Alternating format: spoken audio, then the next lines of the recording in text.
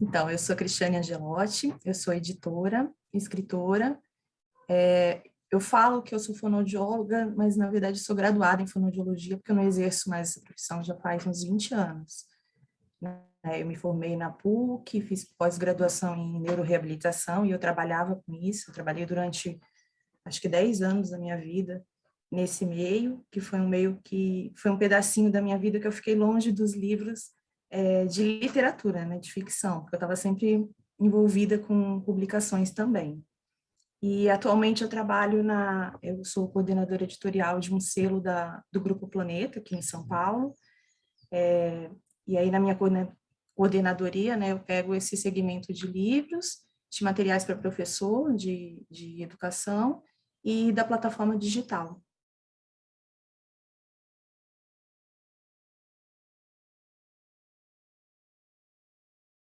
Então, eu acho que o livro entrou na minha vida em dois momentos, né? Um, quando criança, a minha casa não era uma casa de leitores, eu acho lindo ver aquelas pessoas que trabalham no mercado editorial falando que foram incentivadas desde cedo, mas não foi o meu caso, né? A minha casa não tinha livros, nenhum. Eu acho que todas as portas de entrada do livro na minha vida, na infância, foram pela escola. Então, primeiro foi que eu tive boas professoras, ótimas professoras, né?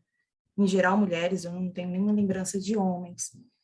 E eu tinha professoras, assim, nas primeiras séries do ensino fundamental que liam muito para a gente, e aí isso ficava na nossa imaginação, né? Eu acho que uma das portas de entrada do livro, com certeza, é o afetivo, né? A afetividade.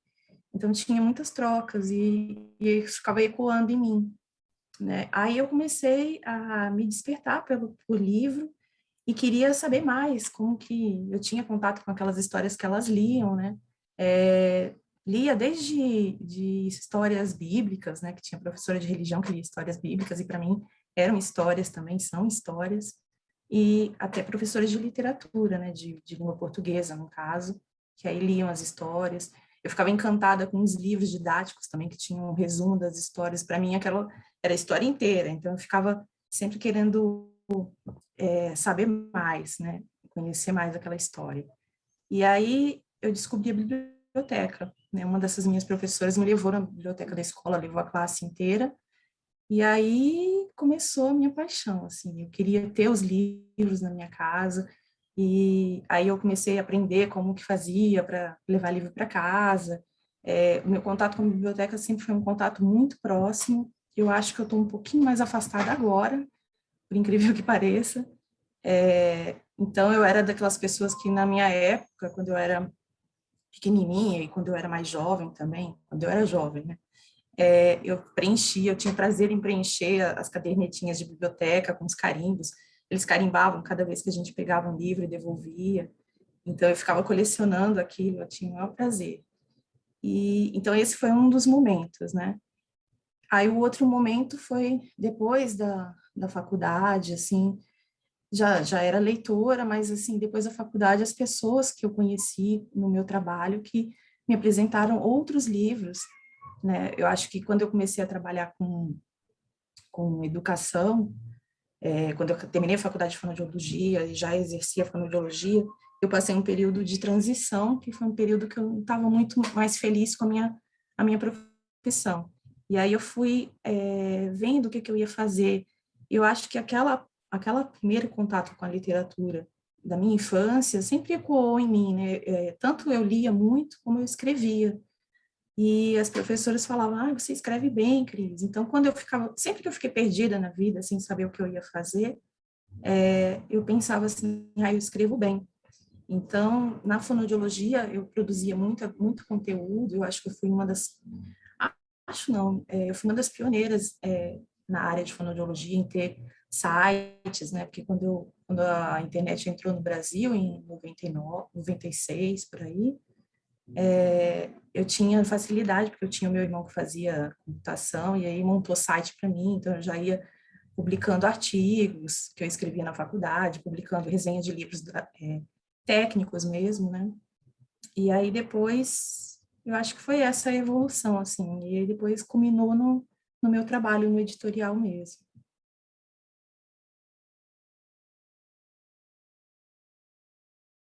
Uma outra porta de entrada de um livro na minha vida foi quando eu deixei a fonoaudiologia, né?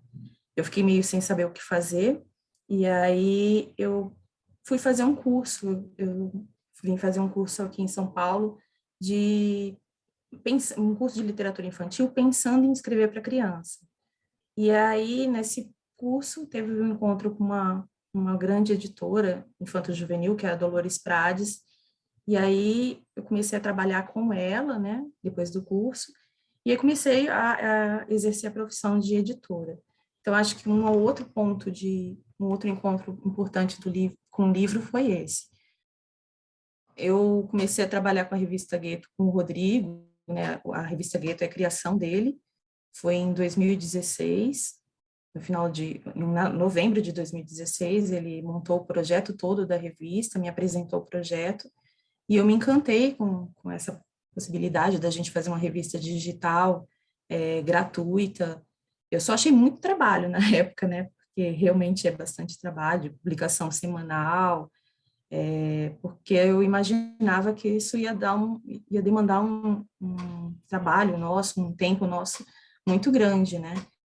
E realmente foi, tanto que a gente trabalhou nos primeiros anos, principalmente, a gente trabalhou todos os finais de semana, a gente não tinha descanso, a gente até estruturar um pouco a revista e tornar ela um pouco mais conhecida, né?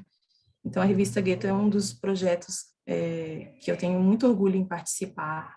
Eu acho que a gente faz um trabalho de divulgação de literatura bem bacana lá. Um outro projeto que eu tenho, que não é exatamente de livro físico, né, mas de leitura, é o Para Educar. Que aí, quando eu comecei o Para Educar, eu comecei também fazendo uma indicação de livros de literatura infantil para professores e também publicando contos meus, adaptações minhas, também aberto para... A gente sempre teve esses projetos pensando no acesso de todo mundo, né? Então, os contos, as resenhas, as pesquisas, todas sempre foram colocadas disponíveis para o público em geral. E aí, esse é um trabalho também que eu tenho muito orgulho, porque é um trabalho que me deu a oportunidade de sair, assim, em livros didáticos como autora. Tem vários de livros didáticos, nossa, não sei nem quantos, que tem textos meus, adaptações, né, de histórias, peças de teatro. Então, é um lugar que eu sempre exercito muito a minha fala com um público de educação, os professores, alunos e pais, né?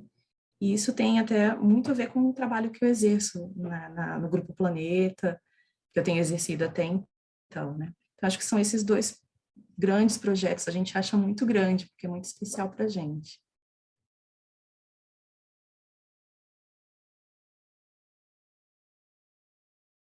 Eu acho que muito são as pessoas que a gente conheceu, né, que eu conheci depois que eu entrei no meio literário.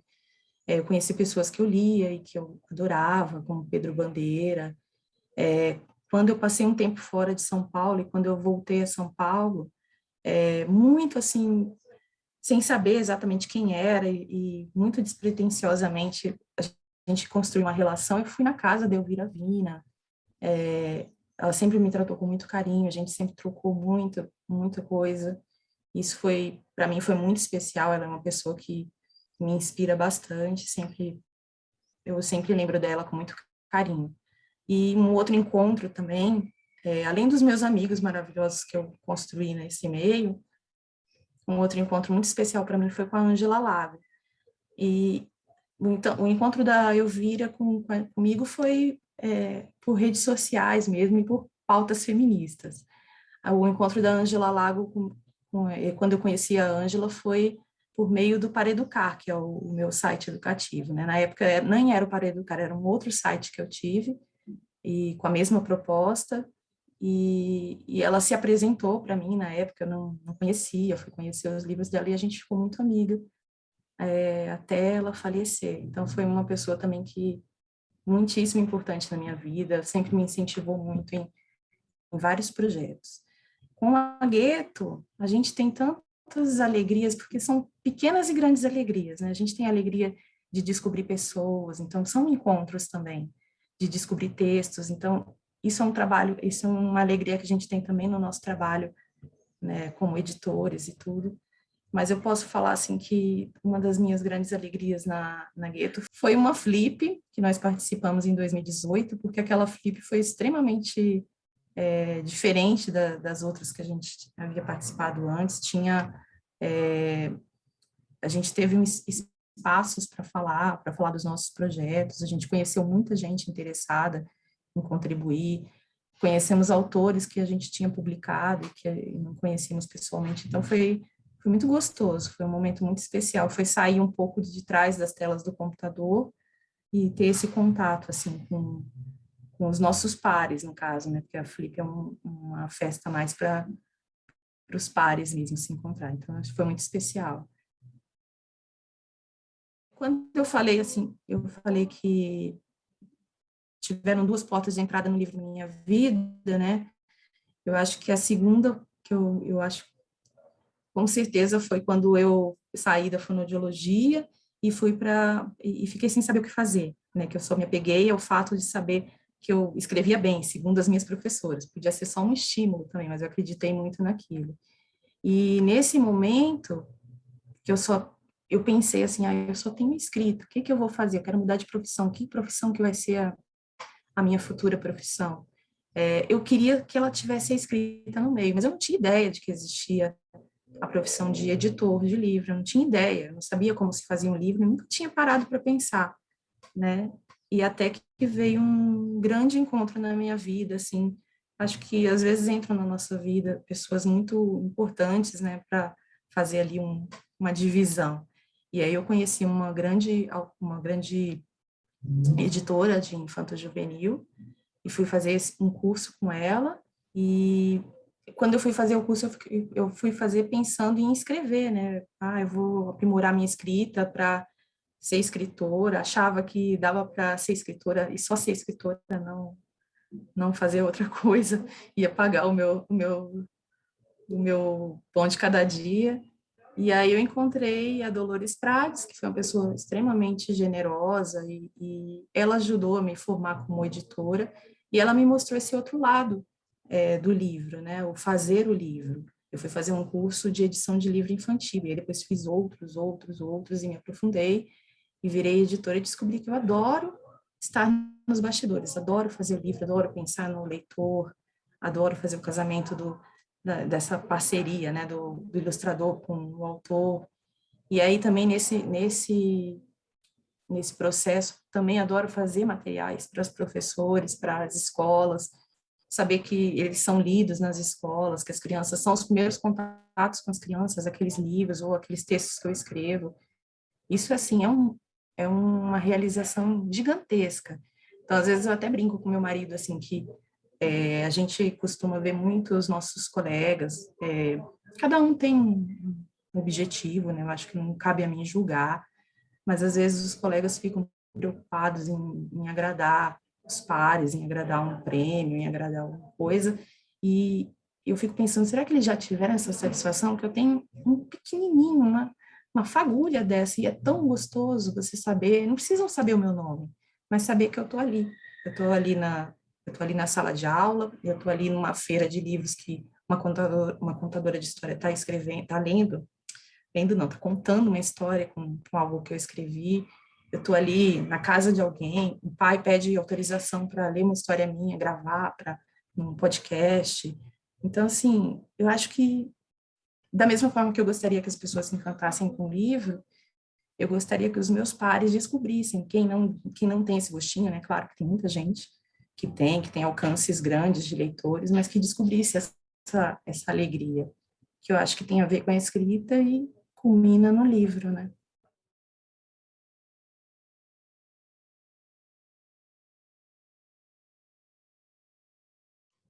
Ó, essa relação de escritora com editora é uma relação de boicote o tempo inteiro, porque como eu sou uma editora muito exigente, mas exigente no sentido porque eu quero entregar para o público, e eu conheço o meu público, eu trabalho predominantemente com literatura infanto-juvenil e educação, né? Na Gueto é que eu edito os textos de literatura adulta, mas a minha grande experiência é com esse outro segmento.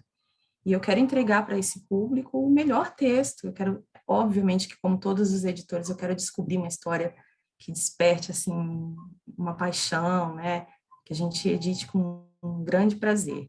Então, eu sou muito criteriosa e aí acaba influenciando muito na minha escrita, né? Porque eu sempre fico escrevendo um texto que eu sempre acho que nunca está pronto.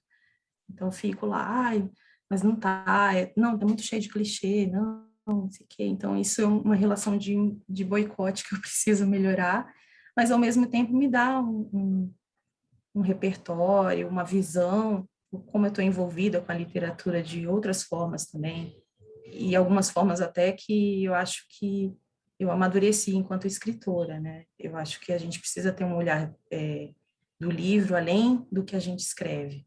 Mas também é uma escolha, né? Eu acho que não pode ser imputado para alguém que tem que ser assim. É uma escolha. Eu sou uma escritora muito engajada com as coisas que eu acredito e com o que se passa no meu país na atualidade. Então, talvez seja uma característica minha mesmo. Agora, o tempo que eu tenho para fazer os projetos todos que eu tenho é uma coisa de muito gerenciamento, porque tem horas que o nosso lazer é literatura, o nosso trabalho é literatura, o meu segundo trabalho é literatura, que é escrever, então eu posso falar até pelo meu marido, pelo Rodrigo, a gente respira literatura o tempo inteiro. Não nos cansamos, acho que não tem como, mas tem que gerenciar muito bem o tempo, porque é muito, né?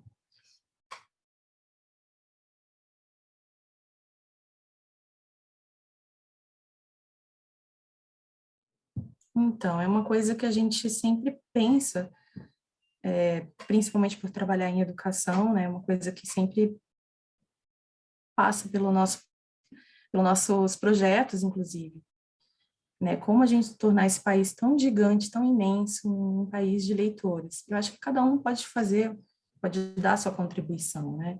Eu sinto que todos nós somos responsáveis por criar uma sociedade de leitores. Eu acho que perpassa pelas políticas públicas, claro, né? Quando a gente vê o Brasil comparando com outros países como Inglaterra, França, que na Inglaterra e na França, a criança nasce, os pais já ganham um kit de livros, que é a primeira biblioteca da criança, para que eles contem histórias para a criança. Então, tem esse incentivo. Aqui a gente não tem, mas a gente também não tem um básico aqui, né? Só que literatura, leitura também é um básico para a alma, é uma porta de conscientização, é uma porta de alimentação do imaginário, da criatividade, então, assim, eu acho que está muito ligado. Então, acho que uma das coisas, sim, é uma educação de qualidade para todo mundo. A gente também tem um outro problema que tem a ver com as políticas públicas, que é uma falta de cultura de biblioteca, né, das pessoas frequentarem bibliotecas. A gente aqui em São Paulo mora numa cidade que tem bastante biblioteca, tem muitas que precisam ainda de uma estrutura melhor, né, um acervo melhor e tudo, mas nós ainda temos. A gente tem lugar no país que não tem biblioteca. Então, é uma questão muito, muito séria. Se as pessoas não têm, e se o livro é para poucos, porque também tem uma cultura que o livro é um status, a literatura é um status, então acaba sendo afastando, né, em vez de aproximar. Então eu vejo que tem essa questão de política pública e tem uma questão social que a gente precisa ter uma união de forças. Nós que trabalhamos no mercado editorial, a gente precisa, quer dizer, precisa, é o meu sonho, mas cada um sabe o que precisa. É, eu gostaria que as pessoas se unissem, que os escritores, escritor de literatura voltada para adultos, pensassem um pouco também no começo, né, no segmento infanto-juvenil. A gente vê muito um certo menosprezo do que se escreve para criança, é inho, é facinho, é bonitinho, né? E não, tem todo um trabalho muito bem pensado ali, tanto dos editores como de professores, dos autores, né, autor, ilustrador, depois os professores que vão levar os livros para a sala de aula, em geral, a porta de entrada maior na literatura infantil é pela escola também, é como eu tive esse contato com o livro. Então, dos autores para adultos também conhecer um pouquinho e valorizar esse segmento para entender que é uma continuidade, né? Que é um processo da sociedade inteira. Eu acho que a gente precisa pensar muito no escritor, no escritor não, no leitor, né? Quando a gente escreve, não pensando assim, como eu vou agradar o meu leitor, mas como eu vou seduzir o meu leitor? Porque ele é muito bom, mas assim, não basta eu falar que é bom, né? Assim, é bom para mim. Se eu compartilhar que é bom para mim, porque muito provavelmente eu vou estar sensibilizando, cativando alguém para aquilo, que a gente compartilha coisas boas e chama a atenção de alguém, né? Então, por que é bom ler para mim?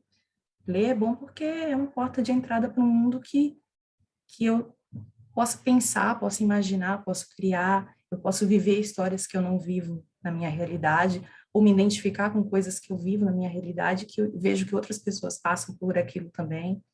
Então, assim, eu acho que falta um pouco esse pensamento, e é uma coisa que eu busco ter, acho que faz parte da minha formação, por isso que eu tenho o tempo inteiro, e eu critico muito quem não tem, porque eu não consigo entender como os escritores, às vezes, escrevem pensando em qualquer coisa que não é o leitor. O leitor é o meu foco sempre de preocupação, tanto na qualidade do que eu apresento, como no acesso que eu gostaria que eles tivessem ao livro. Talvez seja por isso que o Rodrigo, a gente busca esses projetos assim que possa dar para o público uma possibilidade de ler coisas que de repente eles não leriam, né? Ou autores que de repente eles não conheceriam. Eu acho que é um pouco isso. Então, penso que em políticas públicas e a nossa ação, a gente é muito responsável também